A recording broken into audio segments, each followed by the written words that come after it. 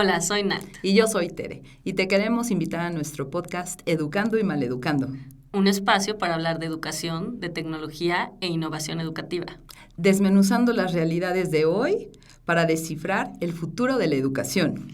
Y si este tema te hace pensar what is going on, entonces este es el espacio para ti. Empecemos.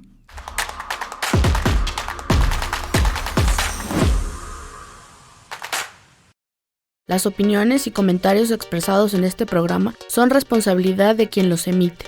Los participantes autorizan las transmisiones sin fines de lucro. Hola a todos, bienvenidos a otro episodio de Educando y Maleducando. El día de hoy nos acompaña Sandra Rodríguez, quien es socia fundadora de Intedu 360. Bienvenida, Sandra. Hola, Tere, Nat, ¿cómo están? Muy bien, ¿y tú? Bien, muy bien. Oye, pues te quiero hacer una pregunta. ¿Qué tan importante es la detección de todo, ¿no? Desde tu individuo, tus fortalezas, problemáticas, dentro de un ámbito educativo? ¿Por qué detectar?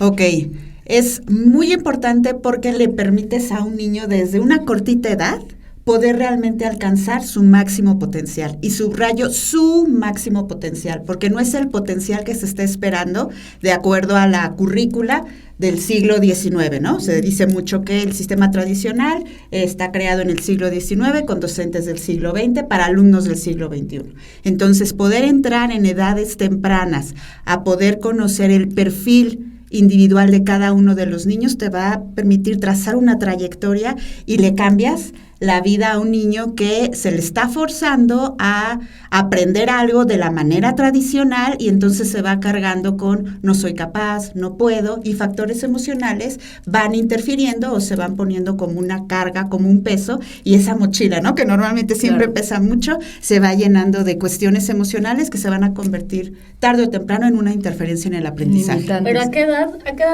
empieza uno a detectar?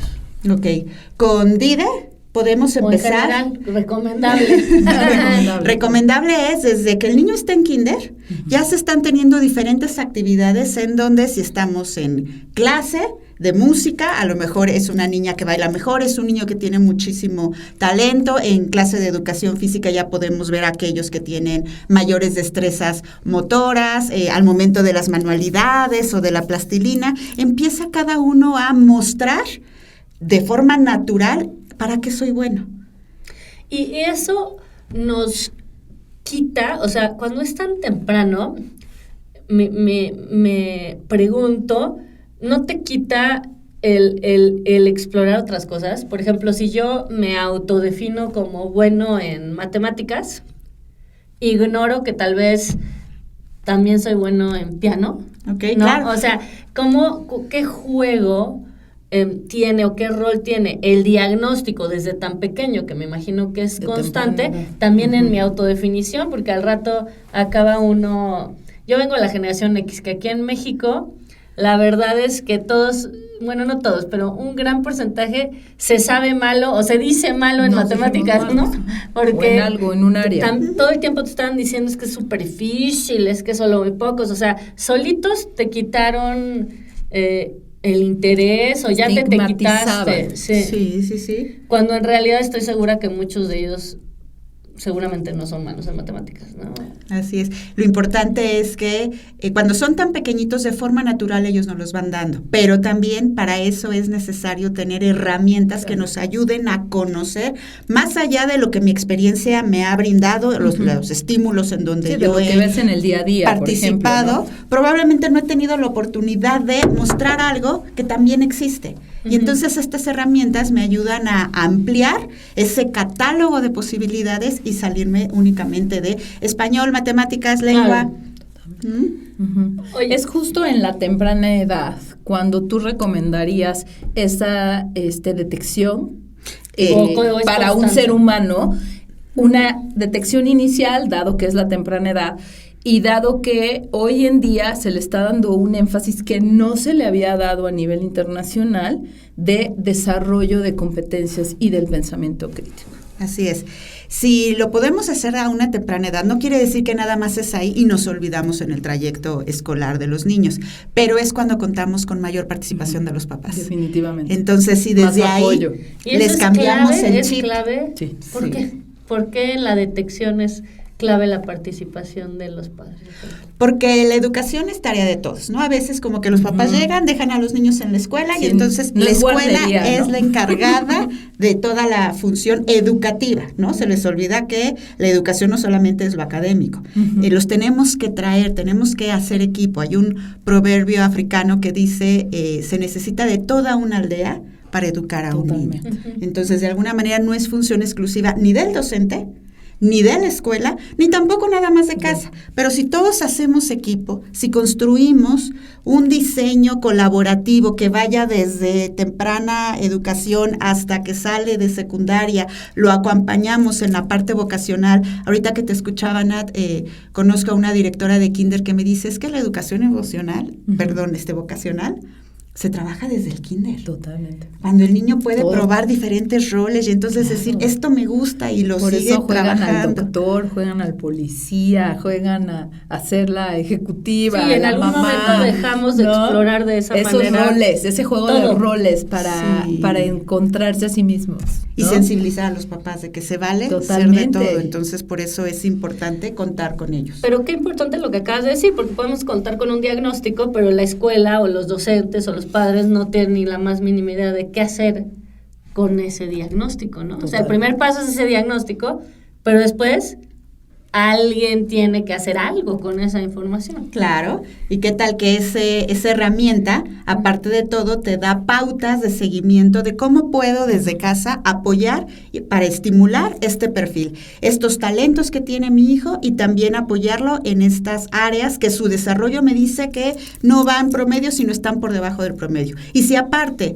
lo hago coordinado con la escuela y juntos vamos trabajando de manera observable, tangible, medible en el tiempo, pues entonces se va construyendo un camino de colaboración. A mí a veces me parece muy interesante cuando ves a niños muy pequeños, ¿no? Y muy claramente te pueden decir que acusaron al amiguito porque se sintieron estresados de que no siguió las reglas, ¿no? O tal vez le dijeron un conflicto, ¿no? Y se sienten muy mal porque le dijeron que no, ya no era su amiga Juanita o Perenganito. Pero más grandes, cuando son adolescentes o ya en prepa, les cuesta la simpleza de descifrar esa parte emocional. Entonces, los diagnósticos ahí nos ayudan muchísimo, ¿no? Porque sí siento que va creciendo el niño y de repente entra como en la oscuridad para los padres de familia. Sí, porque no se comunica con ellos tan abiertamente. Ya no sabes si están estresados, están felices. Como era de chiquitos, ¿no? A veces están todo el día en el cuarto y el papá piensa que está deprimido y cero, ya sabes, nada, está ahí viendo tele. O tal vez está jugando fútbol todo el día y está deprimido. Estos diagnósticos deben de incluir la parte emocional, ¿cierto? Así es. Cuando es integral, no solamente es lo académico, sino también cómo ve el desarrollo, cómo está el área social, pero también las emociones y el comportamiento. Y poder identificar cómo ayudarle a trabajar estas competencias emocionales. Ahorita que platicabas esto, dibujaba a los adolescentes aburridos, apáticos, pero porque tienen dificultad de propiciar desde dentro de ellos mismos emociones positivas. Entonces son esos que cuando eran niños, mamá, estoy aburrido, y la mamá se tenía que encargar de sacarlo del aburrimiento, cuando en realidad el aburrimiento es una posibilidad de crear, de construir, de armar, y entonces de trabajar otras áreas que me permiten, esto es desagradable, ¿qué puedo hacer yo para cambiarlo?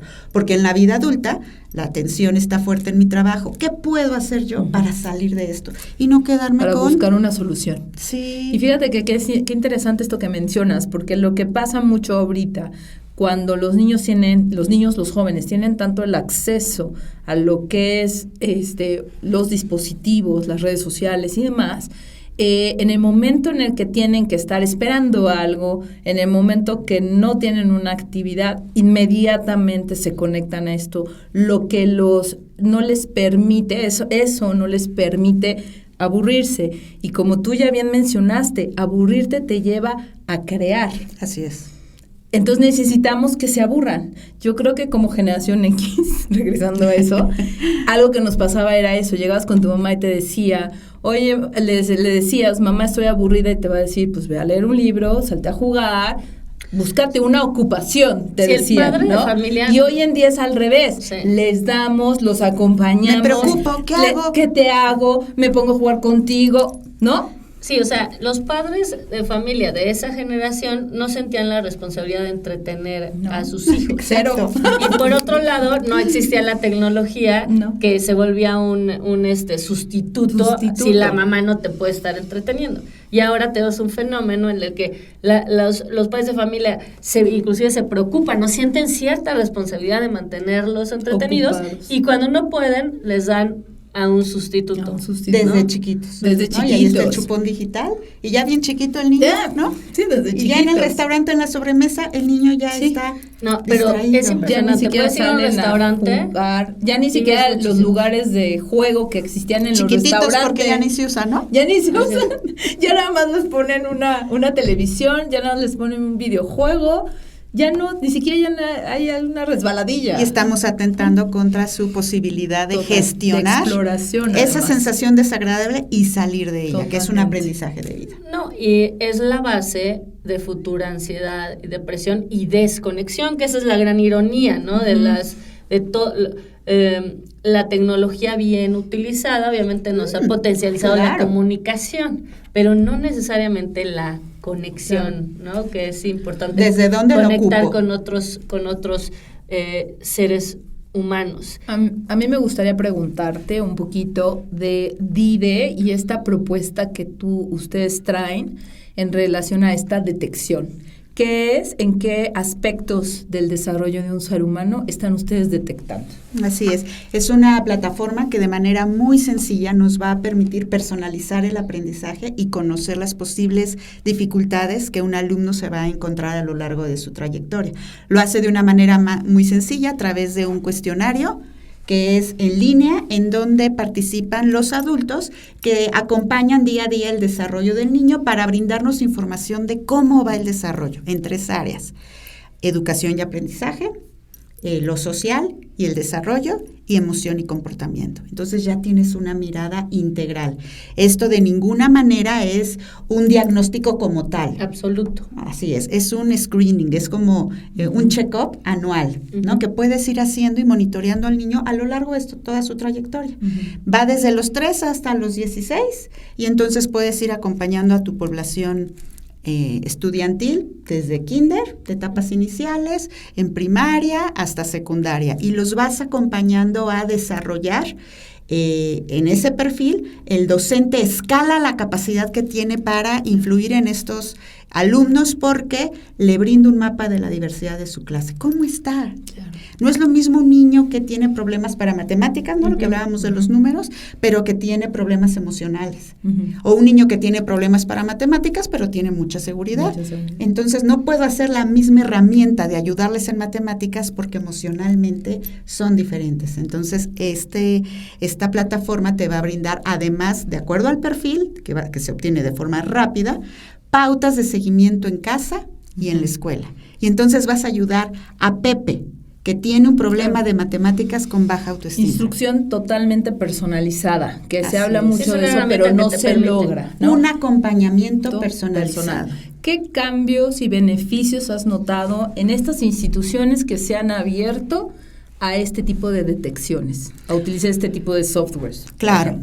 Primero, el que el docente obtiene una comunicación mucho más cercana con los papás porque ya se aleja él. En la escuela dicen, la maestra la trae contra mi hijo.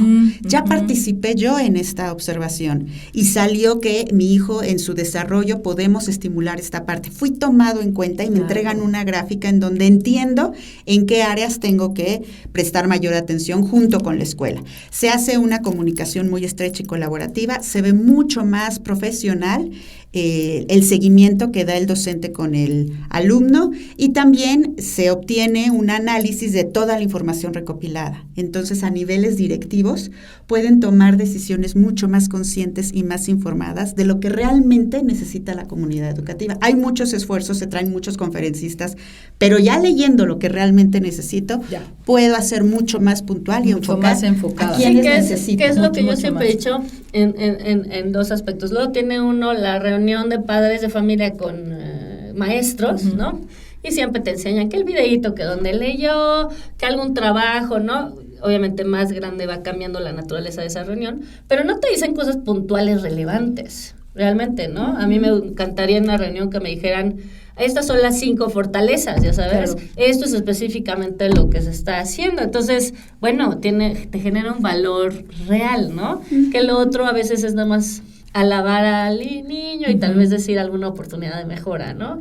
Es como una reunión de Customer Success Manager con el padre de familia y no algo tan relevante. Tan puntual y tan personalizado. Pero sacando un poquito todo el tema que hablamos de diagnósticos, a mí me queda la duda de dónde queda el colectivo en estos diagnósticos, porque si bien tenemos diagnósticos individuales, pues los grupos son colectivos. No sé si hay algún factor que nos diagnostique a ese grupo, porque por ejemplo el bullying es un fenómeno grupal, no individual. Entonces, pues tal vez esta persona siente esto o el otro, pero ¿cómo se pueden diagnosticar para potencializar la colaboración, ¿no? Que es tan importante. La plataforma te permite elegir qué indicadores consideras que son necesarios observar en cada uno de los grupos. Entonces, sí, se va a mandar un cuestionario para cada uno de los niños y se obtiene el perfil individual. Pero por los indicadores podemos agrupar la información que nos está dando. ¿Cómo está este grupo en razonamiento verbal? ¿Cómo está este grupo en social health, ¿no? En tolerancia a la frustración. ¿Cómo está este grupo en manejo de la ansiedad? Y entonces, ¿cómo está este grupo en ciberacoso o en acoso escolar? Y entonces ya tenemos la información del grupo, pero ¿qué tal que ahora lo integro con la información de todo el grado? Y ahora de toda la sección. Y ahora de toda la población que evalué. Te lo digo porque una de las cosas que más frecuentemente he visto en los colegios es mala elección de cómo agrupan a los niños en los salones, ¿no? Y de repente dices, pues este salón es tranquilísimo, ¿no? Y el otro tremendo. Juntaron aquí a todos los desatados, activos, extrovertidos, ¿no? Y nomás no logran colaborar porque pues es como una locura absoluta. Ayuda a este tipo de detección, hacer esa agrupación o una agrupación pues te da información, más inteligente, da información, más asertiva, digámoslo así. Sí, es una de tantas variables que se tienen que tomar en cuenta, porque también, claro, las calificaciones que obtienen los niños conocen a sus niños y así. Sí, pero es una variable importante que permite conocer ese perfil y entonces ver estos talentos, dónde los puedo juntar para que... Claro. Para que las planeaciones de clases sean complementarias. Claro, ¿y qué tan abiertas están las instituciones académicas a este tipo de detección? ¿Invierten en la detección? ¿Que es tan importante o vemos que hay una resistencia? Hay una resistencia. Total. Sí, hay resistencia al cambio. Porque seguimos muy metidos en lo académico, se nos olvida todo lo educativo y entonces mientras saquemos el programa, eso es más que suficiente, ¿correcto? Sí, y lamentablemente si lo tienen que contestar los papás nunca participan. El involucramiento entonces, justo es donde les digo, ¿no? Es que pruébenlo porque te vas a dar cuenta cómo vas a atacar esa parte y los vas a traer porque los necesitamos. Tenemos que tener en las escuelas a las familias porque si no, entonces estamos avanzando en caminos diferentes. El otro día yo estaba en una charla de mamás, ¿no? Y ya vienen los exámenes, ¿no? Semana de exámenes. Entonces era como, una de ellos decía, es que es grito y sombrerazo en mi casa, en las semanas de exámenes. Y otra decía, sí, es súper estresante. Y me preguntaban, y yo les decía, fíjense que sí, si bien he pasado por golpes y sombrerazos, decidí reflexionar un poco más en cómo aprende mi hijo. Y en cómo lo puedo motivar para que no sea golpes y sombrerazos. Y nos ha costado trabajo, obviamente, pero la reflexión empezó por mí, ¿sabes? No por el niño, porque lo tengo que yo asimilar para poderlo encauzar. Conducir de manera y evitarnos esto. Esto sigue siendo el día a día de todas las escuelas. ¿Cómo lo podemos evitar? Imagínate que la mamá pueda tener esa información. Claro, ¿cómo podemos con esto? Ya entendí, a él lo tengo que ir motivando todos los días, decirle, mira, ya llegaste a este reto, vamos por el siguiente reto, ¿no? Y empáticamente. Verlo como retos. Mira, nosotros hablamos, la resistencia de las escuelas es un tema que sale y sale y sale y sale.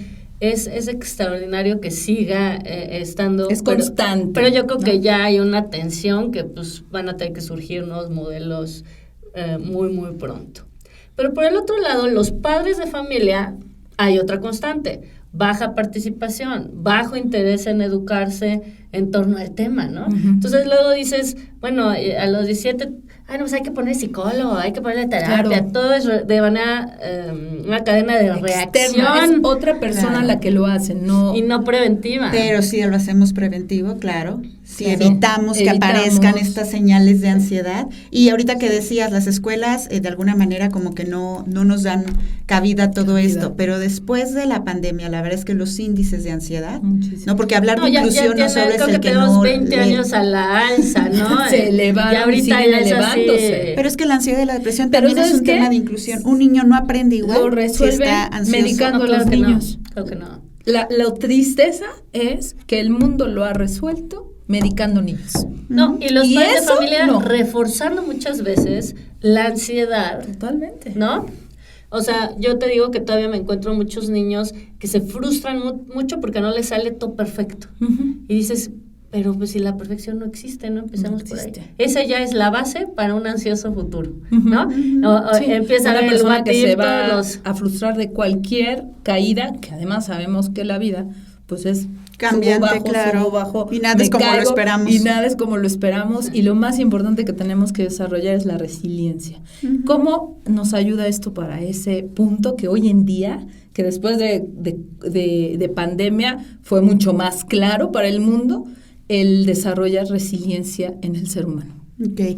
Algo importante es, estamos educando en un salón, entonces conocer también no solo mi perfil, mis fortalezas, mis áreas de mejora, sino también las de mis compañeros, hacer equipos, colaborar en yo cómo te puedo ayudar, esto que tú tienes desarrollado, ayúdame a mí, y entonces el profesor también va a hacer esta cadena, en esta sinergia en donde todos se van sumando y voy observando que algo que yo tengo te puede servir a ti y algo que a mí no se me da, te voy a pedir ayuda a ti. Pero si no conozco, no se puede potenciar aquello que no conocemos. Entonces, el primer punto es conocer realmente cuál es el perfil de cada uno de mis alumnos para que cualquier diseño, cualquier planeación sea realmente apuntada hacia el máximo desarrollo de su potencial. Si alguien quisiera sacar un diagnóstico de su hijo, pero pues la escuela no tiene ninguna plataforma, ¿cómo lo hace? ¿Ustedes también tienen algún producto para el padre de familia, el consumidor? Así es, DIDE también puede hacer estos estudios por familia, entonces yo como papá puedo adquirir mi propio estudio para mi hijo, para 2 hijos, para 3 hijos, y entonces conocerlo, claro que es mucho mejor acompañado, pero de alguna manera está también el formato para familias. Sí, porque si en tu institución no lo hacen, por lo menos tú de manera particular, ¿no? Privada, tú reconoces y como padre estás involucrado y ya puedes entender, e inclusive en estas pues pláticas que tienes con sus maestros o con el psicólogo de la escuela, le puedes decir, mira, yo sé que él está por aquí, ¿cómo coincide en tu observación? ¿Qué hacen ustedes para fomentarle esto, no? O sea, eres un padre más informado. Claro. Y el papá puede invitar al maestro. Totalmente. Para que también se sume a ese cuestionario. Claro.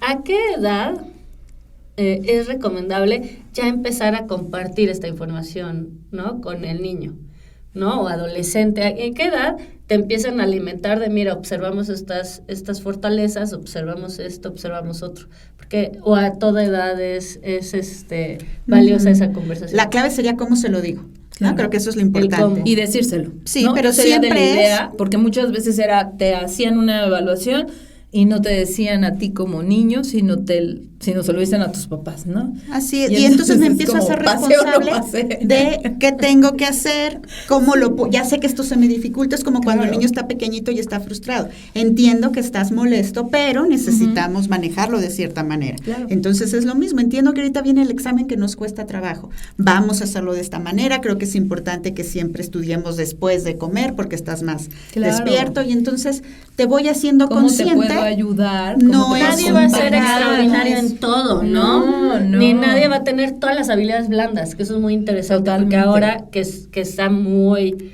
de moda el tema de habilidades blandas y la verdad sí se requiere, ¿no? Y ha ido también a la baja, ¿no? En algunos casos, no voy a ser experto en todas las habilidades blandas. Tal vez soy alguien extraordinario en mi manejo de la frustración, ¿no?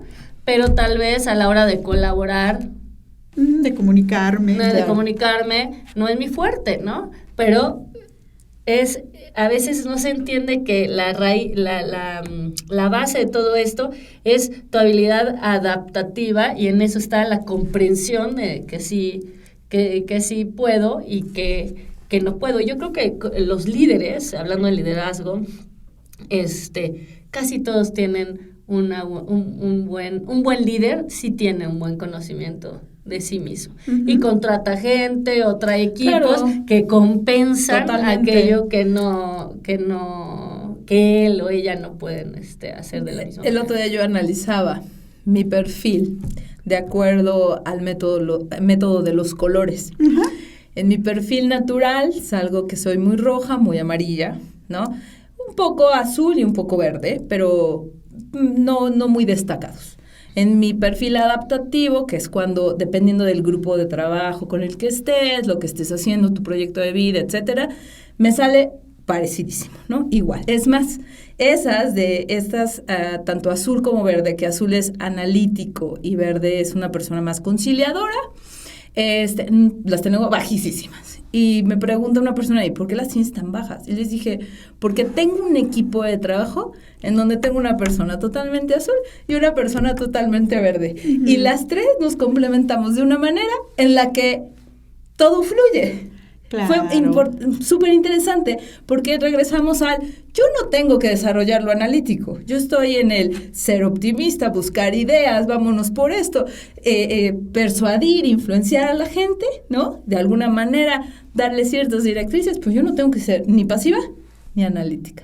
Entonces fue muy interesante porque este tipo de software como el que ustedes manejan, pues eso le va a dar al niño, ¿no? Uh-huh, y a la persona. Y eventualmente se va a rodear de esas personas. Aprovechando el ejemplo, ¿de qué te sirvió a ti conocer ese perfil? Muchísimo. Te abrió el panorama, te hizo más consciente, ¿no? De buscar esas herramientas. Qué maravilla de equipo tengo a la fecha, porque nos complementamos tan bien que todo fluye. No, pero imagina que la información que no, y ya entiendes, ¿no? Una persona de bajo contexto comunicativo con alguien que yo hay es una de alto contexto. A alguno de estas personas nunca le voy a pedir hacer una cosa que es enteramente roja o enteramente amarilla y que me corresponde a mí. Uh-huh. ¿No? Y entonces no esperas algo que la persona no puede hacer. Claro. Que no te estás frustrando, y entonces, no te están poniendo la etiqueta. Y esto siempre lo ejemplifico con el típico de esta persona no es buena en su trabajo. A ver,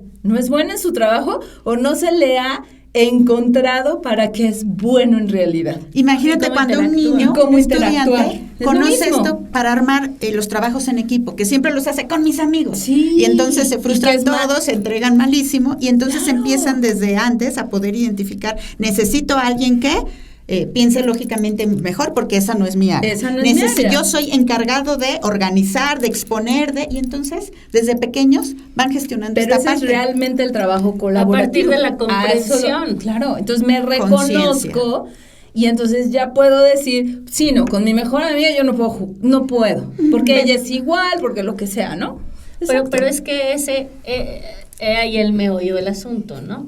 Porque, por ejemplo, a mí, la verdad es que a veces veo los proyectos de las escuelas y digo, bueno, o sea, ni yo me sentaría, es aburridísimo, ¿sabes? Y es aburridísimo porque te juntan con 4 y ahora tienen que hacer una investigación y luego lo plantean en una cartulina. O sea, no hay, le falta, ya sabes, Spice a eso. Innovación. En lugar de decir, tienen que formar a los equipos que les van a servir para que a ti tú tienes este objetivo, y dejar que lo hagan, ¿no? Yo como madre me di cuenta cuando mi hija tenía así una hoja de millones de preguntas, es chiquita todavía, ya sabes. ¿Y quién inventó el pan? ¿Y quién inventó? Y un montón de cosas que yo no sabía, ¿no? Entonces le dije, a ver, vamos a anotar todas las preguntas. Pero ahí me di cuenta, oye, entonces que yo voy a ir a investigar y entonces darle todas las respuestas, que es lo que usualmente hace uno. Entonces ahí le dije, no, ¿sabes qué? Yo no sé nada de esto, entonces aquí tienes, ¿ya sabes? Vamos a y ahora indaga. Tú, pues, tantos estos recursos, investiga y venme a informar, porque la verdad no tengo ni idea quién haya inventado el pan, en mi ignorancia, ¿no? Y bueno, apenas está empezando con ese tema. Pero fue como un momento en que dije, porque yo lo hacía como todas las mamás, ¿no? Pues sacas el celular o lo que sea, pues a ver, ya sabes de dónde salió esto y le cuentas. Pero es verdad que pueden hacerlo. Ellos, sí, hay muchas cosas que pueden hacer ellos, y lo mismo pasa con los proyectos. A ver, Juanito, Peñadita, ustedes van a hacer equipo. ¿Por qué? Pues que cada quien busque lo que le sirve para su objetivo, ¿no? Y el diagnóstico es verdad que te ayuda a saber cómo. Es un recurso más que te permite. Un punto de partida. Sandra, antes de que terminemos, ¿qué sugerencias darías a las instituciones académicas en relación a esta detección temprana? Ok. Estamos en un momento en el que necesitamos hacer más por cada uno de nuestros alumnos, conocer realmente cómo aprende, qué potencial tiene, cómo puedo acercarle los mejores recursos y herramientas para que alcance su potencial, va a ser un diferenciador para esas escuelas. Estamos en un momento en que nos tenemos que sensibilizar que los elementos y los signos emocionales pueden ser una interferencia importante. Si me acerco a leer cómo va cada uno de estos alumnos, puedo ser una persona que abra un camino en donde su trayectoria va a ser mucho más, no puedo decir fácil, pero va a ser mucho más acompañada. Y todos los esfuerzos realmente van a ser más eficientes porque le voy a estar dando lo que realmente necesita. Claro. También estoy escalando ayuda para el maestro porque le estoy permitiendo que el tiempo que esté frente a clase sea un tiempo realmente dirigido de acuerdo a la necesidad de cada uno de sus más alumnos. Efectivo. Y él, como director, como coordinadores, conocer exactamente hacia dónde va su comunidad educativa. Entonces, y cómo pueden hacer ajustes a sus métodos, ajustes a sus programas, ¿no? E involucrar a todos en esta comunidad. Sí, contando con esa herramienta tangible, cuantitativa, con claro, los papás. Con datos reales. Entonces se hace la comunidad. Claro. Muy bien. Pues muchas gracias, mucho gusto. Muchas gracias a ustedes. Todo un placer. Gracias a ustedes.